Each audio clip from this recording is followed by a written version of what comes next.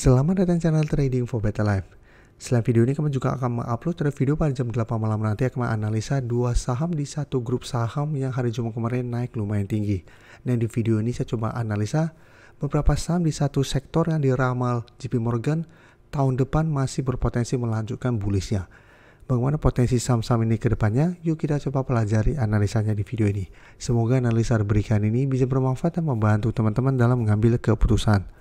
Untuk teman-teman belum subscribe channel ini, bisa tekan tombol subscribe agar tidak ketinggalan informasi dan analisa saham terbaru akan di-upload setiap harinya.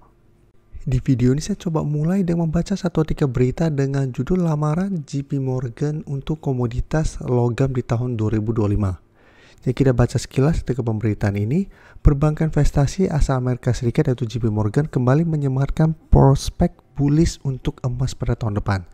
Jadi untuk sektor emas, JP Morgan menyampaikan prospek untuk melanjutkan kenaikan atau bullish. Sedangkan untuk komoditas logam seperti tembaga dan aluminium menghadapi sejumlah tantangan. Jadi JP Morgan masih mempertahankan prospek bullish multi-years pada emas untuk tahun ketiga berturut-turut dan memperkirakan nasib lebih cerah untuk perak dan platinum. Meskipun pengaruh risiko geopolitik pada emas cenderung mudah datang dan mudah pergi, komoditas logam itu masih terlihat berada pada posisi yang baik untuk menjadi lindung nilai dari ketidakpastian kondisi makroekonomi menjelang awal pemerintahan Donald Trump tahun 2025. Dan jika kita baca lebih lanjut, JP Morgan memproyeksi harga emas naik menuju 3.000 US dollar per ons pada tahun 2025 dengan rata-rata 2.950 US dollar per ons pada kuartal 4 tahun 2025. Emas bergerak naik menjelang laporan pekerjaan utama Amerika Serikat yang dapat mempengaruhi kebijakan Federal Reserve terkait suku bunga. Jadi memang emas sampai saat ini secara tren jangka menengah tren memang masih oke. Sehingga JP Morgan melamarkan ada potensi untuk menuju harga 3.000 di tahun 2025. Tapi berbeda dengan logam industri seperti tembaga dan aluminium yang menghadapi masalah yang berlawanan dengan pasokan yang terbatas dan menyiapkan panggung untuk harga yang diproyeksikan lebih kuat di akhir tahun 2025. Dan di artikel ini bisa kita lihat ini ada beberapa saham di sektor emas. Yang pertama ada UNTR, ada MDKA, ada Antam, Medco, BRMS, PSAB, Archie, dan saham Harta Dinata. Jadi untuk PSAB, Medco sebelumnya sudah beberapa hari lalu baru saya update, jadi saya tidak akan bahas untuk di video ini. Jadi kita lihat dulu saham pertama MDKA. MDKA walaupun saat ini harga emas masih trennya uptrend, secara tren untuk MDKA bisa kita lihat ini masih bergerak downtrend. 2 hari terakhir bisa kita perhatikan ini masih terbentuk candle merah, hari Jumat masih turun 0,52% ke 1910.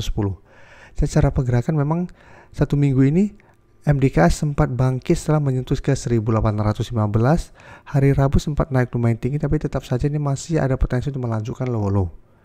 Jadi sebelum juga bisa kita lihat beberapa kali sempat rebound, tapi secara tren bisa kita lihat ini masih terbentuk low. Jadi tetap harus hati-hati apabila teman-teman sudah punya saham MDKA. Dan untuk MDKA jika kita perhatikan di broker summary, asing masih terus keluar. Penurunan hari Jumat ini juga terpantau ini masih ada distribusi. Sehingga untuk MDKA saya lihat minggu depan masih ada potensi untuk kembali turun menuju target terdekat penurunan sekitar 1850 sampai target lebih jauh di 1800 yang merupakan support terdekat untuk MDKA saat ini. Jadi apabila teman-teman ingin coba spekulatif buy saham MDKA, menurut saya wait and see di ke 1800 apabila minggu depan terpantau mengetes atau mendekati 1800 bisa bertanda rebound baru coba spekulatif buy. Tapi pertimbangkan untuk keluar apabila ternyata setelah berhasil rebound MDKA masih kesulitan untuk naik di atas 1930 karena apabila mencoba naik melewati target harga ini masih gagal, masih ada potensi untuk melanjutkan low. Dan sebaiknya jangan entry pada MDKA ternyata masih lanjut turun menembus 1800 minggu depan. Oke, selanjutnya jika kita lihat untuk Antam secara teknikal untuk tren jangka menengah juga saya masih belum begitu oke karena masih mencoba untuk naik di atas garis EMA 50 150. Tapi untuk Antam secara teknikal jika kita lihat saatnya lebih oke jika dibandingkan dengan MDKA. Dalam 2-3 minggu terakhir ini Antam mulai sideways setelah menyentuh sekitar harga 1400. Tapi bisa kita lihat dari November, pertengahan November sampai saat ini memang Antam masih kesulitan untuk naik di atas garis EMA 50 150. Dan hari Jumat masih turun 0,34% ke 1485. Tapi jika kita lihat broker summary untuk pergerakan Antam pada hari Jumat, asing terpantau malah masuk pada penurunan hari Jumat. Tapi secara keseluruhan memang ini masih distribusi dalam 1 minggu terakhir. Dan di broker summary pun jika kita lihat walaupun turun, ini terpantau ada akumulasi. Sehingga Antam apabila teman-teman ingin coba pantau, misalnya masih menarik untuk coba dipantau. Tapi apabila entry, wait and see dulu, bisa buy on breakout apabila Antam berhasil naik di atas 1500. Atau minimal berhasil naik di atas garis EMA 50-150 yang saat sekitar 1490. Atau tunggu kembali di sekitar support 1400 untuk buy on support. Tapi untuk trading plan-nya apabila berhasil buy on breakout, maka target berikutnya yang terdekat di 1550 sampai 1600. Jika terpantau gagal break dan teman-teman dapat di 1400, trading plan misalnya lebih aman adalah pertimbangan tetap untuk swing dengan target di garis M50 150 sampai harga 1500 atau hold satu selama 1400 tidak tembus untuk saham Antam dengan tren jangka menengah tetap di sekitar 1550 sampai 1600. Selanjutnya sama Harta Dinata, jika kita lihat cara tren saat itu juga masih downtrend setelah turun bawah ke garis EMA. Setelah turun bawah ke garis EMA, sama Harta Dinata memang sempat mencoba untuk bertahan di 380,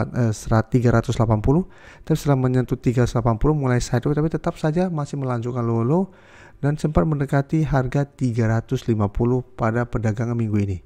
Dan jika kita lihat hari Selasa ini sempat naik tinggi menyentuh garis EMA 50-150, tapi tetap saja secara candle ini tidak bagus, tidak oke, walaupun ada candle hijau, tapi karena shadow ke atas lumayan panjang, bisa kita lihat saat ini masih sideways. Dan jika kita perhatikan broker summary kenaikan pada hari Jumat kemarin, ini terpantau ada sedikit akumulasi, asing juga terpantau melakukan sedikit akumulasi, tapi untuk asing jika kita perhatikan dalam 2-3 minggu terakhir ini, asing masih terus keluar dengan jumlah lumayan besar. Jadi Harta Dinata secara teknikal saat ini memang mulai sideways, tapi karena sekarang harganya masih berada di tengah-tengah support dan resisten, cara pergerakan saya lihat minggu depan masih akan sideways.